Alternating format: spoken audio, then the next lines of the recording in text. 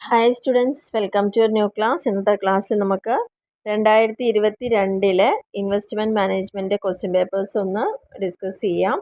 അതിൽ first question എന്ന് പറയുന്നത് വാട്ട് ഈസ് പോർട്ട്ഫോളിയോ, എന്തിനാണ് പോർട്ട്ഫോളിയോ എന്ന് പറയുന്നത്. അപ്പോൾ ഇവിടെ നിങ്ങൾ ഓരോ ചാപ്റ്ററിൽ നിന്നും വന്നിരിക്കുന്ന ക്വസ്റ്റ്യൻസും അതേപോലെ തന്നെ അടുത്തൊരു ക്വസ്റ്റ്യൻ പേപ്പറും കൂടി നമ്മൾ ചെയ്യുമ്പോൾ എത്രത്തോളം അത് റിപ്പീറ്റ് ചെയ്യുന്നുണ്ട് അല്ലെങ്കിൽ അതിനോട് അടുത്ത് നിൽക്കുന്ന പോയിന്റുകൾ എങ്ങനെയാണ് വന്നിരിക്കുന്നത് എന്നുള്ളത് പ്രത്യേകിച്ച് ശ്രദ്ധിക്കുക.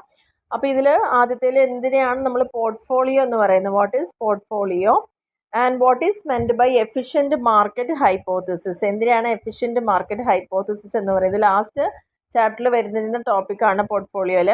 വാട്ട് ഈസ് അൺസിസ്റ്റമാറ്റിക് റിസ്ക് രണ്ട് ടൈപ്പിലുണ്ട്, സിസ്റ്റമാറ്റിക്കും അൺസിസ്റ്റമാറ്റിക്കും ആയിട്ട്. അതായത് നമ്മുടെ സെക്കൻഡ് ചാപ്റ്ററിലാണ് ഇത് വരുന്നത്. അപ്പോൾ അതിൽ അൺസിസ്റ്റമാറ്റിക് റിസ്ക് എന്താണെന്നാണ് ഇപ്രാവശ്യം ചോദിച്ചിരിക്കുന്നത്. അതേപോലെ വാട്ട് ഈസ് ETF, എന്തിനാണ് ETF എന്ന് പറയുന്നത്. അപ്പോൾ ഇതേ ക്വസ്റ്റ്യനാണ് നമുക്ക് ഫിനാൻഷ്യൽ സർവീസിലും ചോദിച്ചൊരു ക്വസ്റ്റ്യൻ. നമ്മൾ സെക്കൻഡ് ക്വസ്റ്റ്യൻ പേപ്പർ ചെയ്തപ്പോൾ ഫസ്റ്റ് ചോദ്യം ഇതായിരുന്നു, എന്തിനാണ് ETF എന്ന് പറയുന്നത്. ആൻഡ് അഞ്ചാമത്തെ ക്വസ്റ്റ്യനിൽ what are currency swaps, currency swap എന്ന് പറയുന്നത് കൊണ്ട് ഉദ്ദേശിക്കുന്നത് എന്താണ്. ആറാമത്തേൽ what do you mean by physical asset, ഏതിനൊക്കെയാണ് ഫിസിക്കൽ അസറ്റ് എന്ന് പറയുന്നത്. നമുക്ക് കാണാനും തൊടാനൊക്കെ പറ്റുന്ന എല്ലാ അസറ്റുകളും ഫിസിക്കൽ അസറ്റുകളാണ്. അതേപോലെ തന്നെ what is NAV, net annual value എന്താണെന്നുള്ളതാണ് ഇവിടെ ചോദിച്ചിരിക്കുന്നത്. എട്ടാമത്തെ പോയിന്റിൽ what are gilt edged securities, ഗവൺമെൻറ്റിൻ്റെ സെക്യൂരിറ്റീസിനെയാണ് നമ്മൾ ഗിൽറ്റ് എഡ്ജ്ഡ് സെക്യൂരിറ്റീസ് എന്ന് പറയുന്നത്, ഗവൺമെൻറ് ഇഷ്യൂ ചെയ്യുന്ന securities. Next what is the term expected return, എന്തിനാണ് എക്സ്പെക്റ്റഡ് റിട്ടേൺ എന്ന് പറയുന്നത്. നമ്മളൊരു ഇൻവെസ്റ്റ്മെൻറ്റ് ചെയ്യുമ്പോൾ അതിൽ നിന്ന് നമ്മൾ എക്സ്പെക്റ്റ് ചെയ്യുന്നത് ഇത്രയെങ്കിലും കിട്ടുമെന്ന് പറയുന്നതാണ് എക്സ്പെക്റ്റഡ് റിട്ടേൺ എന്ന് പറയുന്നത്. What is call option, call ഓപ്ഷനും പുട്ട് ഓപ്ഷനും ഇമ്പോർട്ടൻ്റ് ആണ്, ജസ്റ്റ് ഒന്ന് നോക്കി വയ്ക്കുക എന്തിനാണ് കോൾ ഓപ്ഷൻ എന്ന് പറയുന്നത്. 11ാമത്തെ ക്വസ്റ്റ്യനിൽ what is meant by hedging of risk, നമ്മൾ എപ്പോഴും ഇൻവെസ്റ്റ് ചെയ്യുമ്പോൾ അവിടെ എന്തുണ്ടായിരിക്കും, റിസ്ക് ഉണ്ടായിരിക്കും. ആ റിസ്കിനെ നമുക്ക് എങ്ങനെയൊക്കെ തരണം ചെയ്യാം, അതിന് എഗെയിൻസ്റ്റ് ആയിട്ട് ചെയ്യാൻ പറ്റുന്ന കാര്യം അതിനെയാണ് ഹെഡ്ജിങ് ഓഫ് റിസ്ക് എന്ന് പറയുന്നത്. 12ാമത്തേൽ what are the obstacles in the way of an analyst, ഒരു അനലിസ്റ്റ് അനാലിസിസ് നടത്തുന്ന സമയത്ത് എന്തൊക്കെ തരത്തിലുള്ള തടസ്സങ്ങളാണ് സാധാരണയായിട്ട് അവർക്ക് ഫേസ് ചെയ്യേണ്ടതായിട്ട് വരുന്നത്. നെക്സ്റ്റ് 13ാമത്തെ പോയിന്റിൽ what do you understand by constant rupee value plan, എന്തിനാണ് കോൺസ്റ്റൻറ്റ് റുപ്പി വാല്യൂ പ്ലാൻ എന്ന് പറയുന്നത്. ആൻഡ് നെക്സ്റ്റ് പോയിന്റിൽ പറയുന്നത് വാട്ട് ഈസ് പോർട്ട്ഫോളിയോ ഇവാലുവേഷൻ. അപ്പോൾ ഫസ്റ്റ് ക്വസ്റ്റ്യനും പോർട്ട്ഫോളിയോ ആണ്, ഏകദേശം 14ാമത്തെ ക്വസ്റ്റ്യനിലും വീണ്ടും വന്നിട്ടുണ്ട്. പോർട്ട്ഫോളിയോ ഇവാലുവേഷൻ, റിവിഷൻ, അതൊക്കെ ഇമ്പോർട്ടൻ്റ് ആയിട്ടുള്ള ടേമുകളാണ്. 15ാമത്തെ ക്വസ്റ്റ്യനിൽ വാട്ട് ഈസ് ബോണ്ട്, എന്തിനാണ് ബോണ്ട് എന്ന് പറയുന്നത്. അപ്പോൾ ഇത്രയാണ് നമുക്കിതിൽ വന്നിരിക്കുന്ന ക്വസ്റ്റ്യൻസ് എന്ന് പറയുന്നത് ആദ്യത്തെ സെക്ഷനിൽ. ഇനി രണ്ടാമത്തെ സെക്ഷനിലേക്ക് പോവുകയാണെങ്കിൽ അതിൽ പ്രധാനമായിട്ടും അറ്റ്ലീസ്റ്റ് 5 ക്വസ്റ്റ്യനെങ്കിലും എഴുതുക എന്നുള്ളതാണ്. First state the assumption of random walk theory, എന്തിനാണ് റാൻഡം വാക്ക് തിയറി, ആ തിയറിയുടെ പ്രത്യേകത എന്താണ് അല്ലെങ്കിൽ അതിൻ്റെ അസംഷൻ എന്താണെന്നുള്ളതാണ് ചോദിച്ചത്. എന്തിൻ്റെ ബേസിലാണ് ആ തിയറി ഫോം ചെയ്തിരിക്കുന്നത് എന്നുള്ളതാണ് ഇവിടെ ചോദിച്ചിരിക്കുന്നത്. Next explain the risk associated with investing in bonds, നമ്മൾ ഇൻവെസ്റ്റ് ചെയ്യുന്നത് ബോണ്ടിലാണെങ്കിൽ അവിടെ നമുക്ക് എന്തൊക്കെ തരത്തിലുള്ള റിസ്കുകളാണ് അതുമായി ബന്ധപ്പെട്ട് വരാൻ ചാൻസ് ഉള്ളത്. 18ാമത്തെ ക്വസ്റ്റ്യനിൽ ചോദിച്ചാൽ explain the different types of mutual fund, mutual fund ഏതൊക്കെ തരത്തിലുണ്ട് എന്നുള്ളതാണ് 18ാമത്തെ ക്വസ്റ്റ്യനിൽ പറയുന്നത്. Write a short note on CAPM, capital asset pricing model എന്താണ് എന്നുള്ളതാണ് 19ാമത്തെ ക്വസ്റ്റ്യനിൽ പറഞ്ഞിരിക്കുന്നത്. 20ാമത്തേൽ explain the features of investment, അപ്പോൾ ഫസ്റ്റ് ചാപ്റ്ററാണ് എന്താണ് ഇൻവെസ്റ്റ്മെൻറ്റ്, അതിൻ്റെ ഫീച്ചേഴ്സ്, പ്രത്യേകത, ഇൻവെസ്റ്റ്മെൻറ്റിന് എന്തൊക്കെയായിരിക്കും പ്രത്യേകത ഉണ്ടായിരിക്കുക. 21ാമത്തേൽ differentiate between fundamental analysis and technical analysis, നമ്മൾ ഇൻവെസ്റ്റ്മെൻറ്റ് നടത്തുന്ന സമയത്ത് നമ്മൾ നിർബന്ധമായും ചെയ്യേണ്ട 2 അനാലിസിസ് ആണ് ഫണ്ടമെൻ്റലും എക്കണോമിക്കും. എന്താണ് അവ തമ്മിലുള്ള വ്യത്യാസം എന്നാണ് അവിടെ ചോദിച്ചിരിക്കുന്നത്. Which are the non marketable financial assets available in India, ഇന്ത്യയിൽ നമുക്ക് മാർക്കറ്റ് ചെയ്യാൻ, അതായത് ബയ്യിങ്ങും സെല്ലിങ്ങും ഇടയ്ക്കിടയ്ക്ക് ഇങ്ങനെ ചെയ്യാൻ പറ്റാത്ത തരത്തിലുള്ള, അതായത് നോൺ മാർക്കറ്റബിൾ ആയിട്ടുള്ള ഫിനാൻഷ്യൽ അസറ്റുകൾ ഏതൊക്കെയാണ്. ആൻഡ് 23ാമത്തെ ക്വസ്റ്റ്യനിൽ വാട്ട് ഈസ് ബീറ്റ, അതിൻ്റെ കാൽക്കുലേഷനാണ് what is beta, how beta measurement is applied for determining the degree of riskiness investment. ഒരു ഇൻവെസ്റ്റ്മെൻറ്റിൽ നമ്മൾ ഇൻവെസ്റ്റ് ചെയ്യുമ്പോൾ എത്രത്തോളമാണ് അതിൻ്റെ റിസ്ക് ഉള്ളത്, അത് എങ്ങനെയാണ് ബീറ്റ യൂസ് ചെയ്തിട്ട് മെഷർ ചെയ്യുന്നത് എന്നുള്ളതാണ് ചോദിച്ചിരിക്കുന്നത്. അപ്പോൾ ഇത്രയാണ്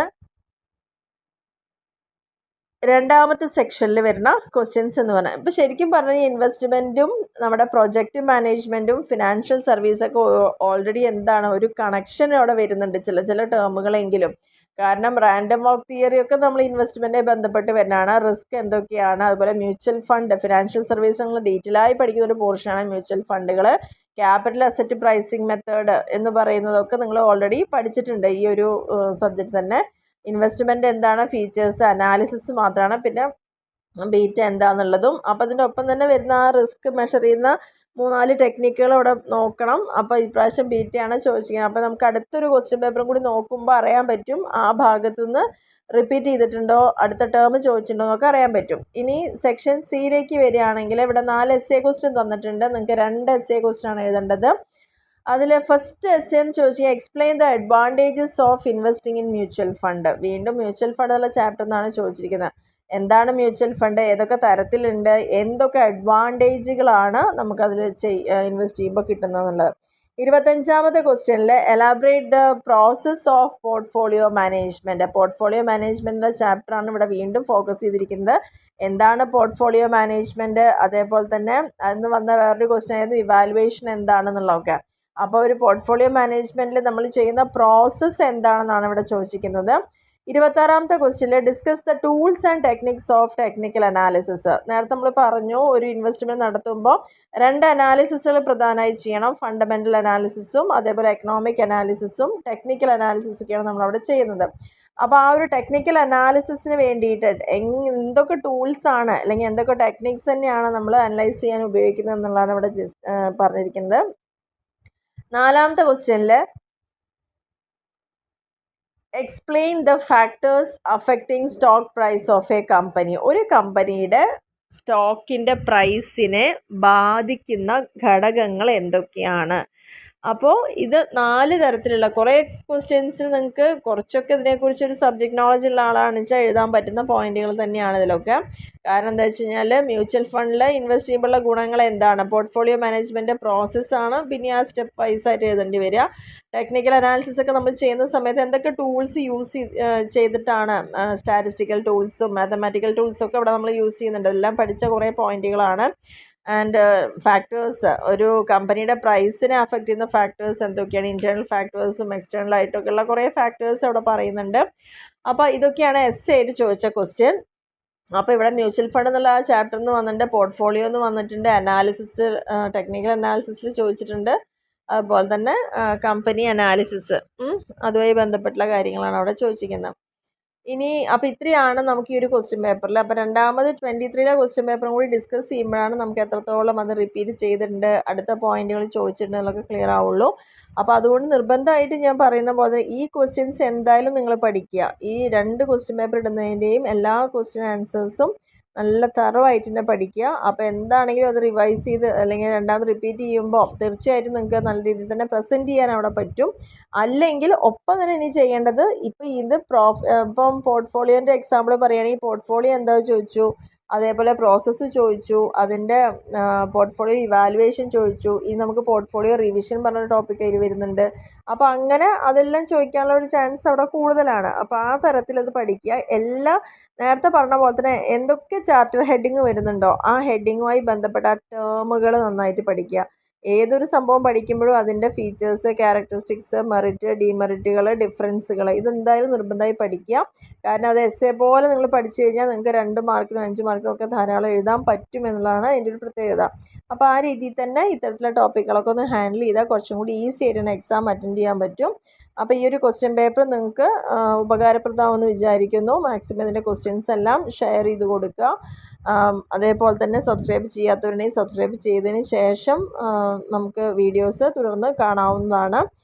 ചെയ്യുന്നതാണ് കുറച്ചുകൂടി നല്ലത്. അതേപോലെ തന്നെ നിങ്ങൾ മാക്സിമം അത് ഷെയർ ചെയ്യുക. പിന്നെ നമ്മൾ പറയുന്ന കാര്യങ്ങളിൽ എന്തെങ്കിലും അത്യാവശ്യമായിട്ടുള്ള കാര്യങ്ങൾ ഉണ്ടെങ്കിൽ നിങ്ങൾക്കത് കമൻറ്റ് ചെയ്യാവുന്നതാണ്. പരമാവധി തന്നെ ഞാൻ റെസ്പോണ്ട് ചെയ്യാറുണ്ട്.